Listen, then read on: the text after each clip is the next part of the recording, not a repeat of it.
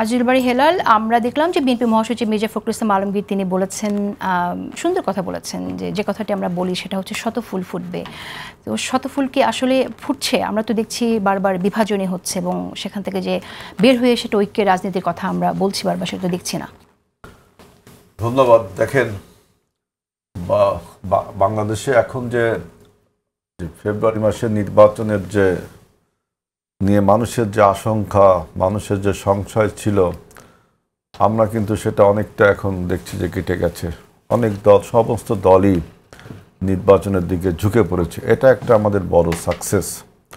আর শত ফুল ফুটবে, শত মত প্রতিষ্ঠিত হবে, এটা আপনার পলিটিক্যাল অঙ্গনে বা যে কোনো সভা সমাবেশে আমরা এই কথা বলি, সবাই সবার মত প্রকাশ করবে। আপনার freedom of press, freedom of expression যেগুলোকে বলে। কিন্তু বাংলাদেশের রাজনীতিতে একজন ব্যক্তি ছিল, জেনারেল হোসেন মোহাম্মদ এরশাদ। দেখবেন যে সকালে এক কথা বলতো, বিকালে এক কথা বলতো, আবার 2 দিন পরে তার চেঞ্জ করে দিত। কখন যে কি বলতো, ওই যে রাজনীতিতে শেষ কথা বলে কিছু নেই, এই কথাটা যেমন স্বতঃসিদ্ধ, এরশাদ ছিল তার একটা রোল মডেল, যে রাজনীতিতে শেষ কথা বলে। এখন আমি দেখি এরশাদ নেই, কিন্তু তার সেই কথার কিছু ধারক এবং বাহক বাংলাদেশে আছে। যেমন দেখেন আমাদের শিশির মনির, অ্যাডভোকেট শিশির মনির, আপনি তার পরিচয় দিচ্ছেন যে advocate supreme court, I do appreciate it, but তার কিন্তু একটা রাজনৈতিক পরিচয় আছে, তাই না? রাজনৈতিক পরিচয় আছে। যেমন আমাদের একটা এনসিপি, একটা রাজনৈতিক সংগঠন, আমাদের একটা রাজনৈতিক পরিচয় আছে। আমরা মনে হয় এটা সবাই জানে যে শিশির মনির জামাতের একজন নেতা, কমফোর্টেবল জোনে আছে, কিন্তু সে জামাতের প্রতিনিধিত্ব করছে, এটা আপনি বলতে পারছেন না যে তাকে আপনি সুপ্রিম কোর্টের একজন লয়ার হিসেবে প্রতিষ্ঠিত, সে লয়ার, সেটা বলছেন। এরশাদ সাহেবের এই যে কথা ঠিক থাকতো না। আমি এখন দেখি বাংলাদেশের বিভিন্ন রাজনৈতিক দল, যেমন এই শিশির মনির ভাইদের দল বলছিল, শিশির মনিরদের দল, যে পিআর ছাড়া নির্বাচন হবে না, পিআর ছাড়া জুলাই সনদ স্বাক্ষর করব না। তা আপনি জুলাই সনদ স্বাক্ষর তো করলেনই, করলেন না? জুলাই সনদ স্বাক্ষর করলেন। এখন বলছেন যে মুরব্বীদেরকে, মানে পিতাকে ডিঙ্গিয়ে যাবেন না। পরোয়ার ভাই আমাদের খুলনার প্রোগ্রামে বলছে, আমাদের সেক্রেটারি পরোয়ার ভাই, আমাদের এলাকার বলে, আমি ভাই বলে ডাকি, আমার এলাকার উনি বড় ভাই, উনি বলছে যে মুরব্বীদের ডিঙ্গায় যাবেন না, আপনাদের জন্ম দিয়েছি আমি, তাইলে আমরা যে আগে বলতাম যে আপনার এনসিপি নিজেদের ইন্ডিপেন্ডেন্ট দল না হয়ে অন্য একজন ভাবশিষ্যে পরিণত হচ্ছে, আমরা গত কিছু রাজনীতিতে আমরা দেখেছি। পরোয়ার ভাই সেটা হাঁড়ি ভেঙে দিল, যে আসলে একটা নেক্সাস ছিল জামাত এবং এনসিপির সমস্ত অংশ না, এনসিপির কিছু অংশ, তাদের মধ্যে ইসলামী ছাত্র শিবির যেভাবে আপনার কেবল ফ্লেস করে বিভিন্ন সংগঠনের মধ্যে থাকতো, ঠিক একইভাবে ওদের মধ্যেও, এনসিপির মধ্যেও ছিল।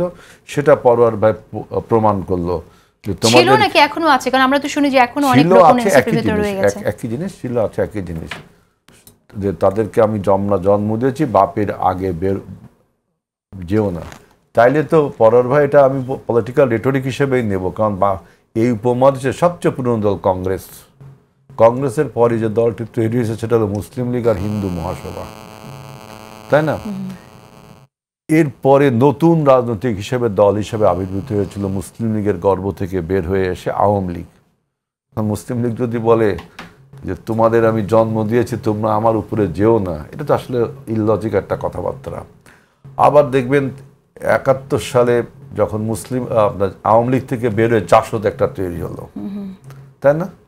এরপরে আমাদের জন্ম হলো, তো আমরাই সবচেয়ে নবীন দল এইখানে। আর এরপরেই এর সাথে জাতীয় পার্টি।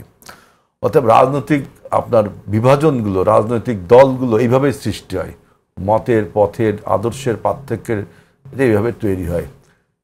সুতরাং পরোয়ার ভাই যেটা বলছে যে আমি তোমাদের জন্ম দিয়েছি, এই কথাটা বলে তিনি প্রকারান্তরে প্রমাণ করেছে যে আপনার এনসিপি ভিতরে যে ইসলামী ছাত্র শিবির বা জামাতের লোকজন গুপ্তভাবে ছিল, থাকার ফলে এই যে গত 12 মাসে আমাদের যে রাজনৈতিক বিশৃঙ্খলা, তর্ক বিতর্ক নানান রকম তৈরি হয়ে হাসিনার বয়ান কিন্তু এখন আসতে শুরু করেছে। তবে সেখান থেকে একটা আল্লাহর রহমত হয়েছে যে আমরা জুলাই সনদে স্বাক্ষর করেছি সবাই। এখন জানি না এরশাদের মতো আবার এখন আবার জামাত বলছে তারা 5 বছর 5 দফা আন্দোলন এবার মাঠে যাবে। আমি এগুলো আসলে বুঝি না যে রাজনীতি কোন ধরনের পলিটিক্স এটা। আপনি জুলাই সনদে স্বাক্ষর করে না আবার 5 দফা দাবি দেন একটি মাঠেও আমরা এমনকি আমরা শুনেছি যে স্বাক্ষর প্রত্যাহার করা হতে পারে আইনি সনদ। তার মানে কি? অফকোর্স করবেন এখানে এই যে পরোয়ার যেটা বললো না, দেখেন কেন করব কোন শর্ত করবে এটা শুনবেন না। দেখেন এটা কত এনসিপি কে বলছে তোমরা বাচ্চা আমাদের উপরে যেও না। জামাতের এই আচরণটা তো আরো চাইল্ডিশ, মানে আমি চাইল্ডিশ সরি চাইল্ড লাইক আর কি। এটা তো আরো আপনার শিশুতোষ কথা হয়ে গেল যে আপনি স্বাক্ষর করছেন আবার করছেন যে আমি 5 দফা দাবি নিয়ে আন্দোলন করছি, আবার করছেন আমি সরিয়ে নেব। ওই যে এরশাদ যেভাবে বাংলাদেশের রাজনীতিকে একটা মানে হাস্যকর বানিয়েছে। এখন অন্য মানে আমি একটু স্পষ্ট করে বুঝতে চাই আসলে জামাতের অবস্থান, জামাত জুলাই সনদে স্বাক্ষর করেছেন, কিন্তু আমি একটু এই জায়গাটা আপনি দেখেন আমাকে বাংলাদেশে বিএনপি এবং আওয়ামী লীগ ছিল দুটি সিনিয়র রাজনৈতিক দল এবং মোটামুটি বাংলাদেশের দুটি পপুলার রাজনৈতিক দল। আওয়ামী লীগ তার রাজনীতির আপনার খারাপ রাজনীতির কারণে রাজনীতি থেকে সরে গেছে। এখন জামাত বা জাতীয় পার্টিরা ছিল দ্বিতীয় শ্রেণীর একটা, দ্বিতীয় সারির, শ্রেণী বলবো দ্বিতীয় সারির একটা রাজনীতি দল। প্রথম সারিতে এসে যেহেতু আওয়ামী লীগের বিদায় হয়েছে, আমার ধারণা ছিল এনসিপিরা ওই জায়গাটা দখল নিতে পারবে, ওই শূন্যতা পূরণ করতে হবে।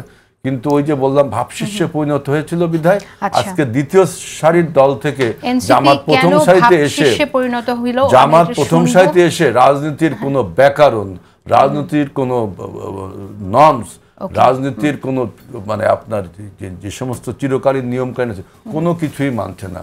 যেহেতু ওই যে দ্বিতীয় শ্রেণীর একটি দল, দ্বিতীয় সারির একটি দল প্রথম সারিতে এসে এখন যেহেতু শূন্যস্থান পেয়ে আসে, এখন রাজনীতিতে বিভিন্ন কথাবার্তা বলে। তবে আমি ধন্যবাদ জানাবো যে জুলাই সনদে স্বাক্ষর করেছেন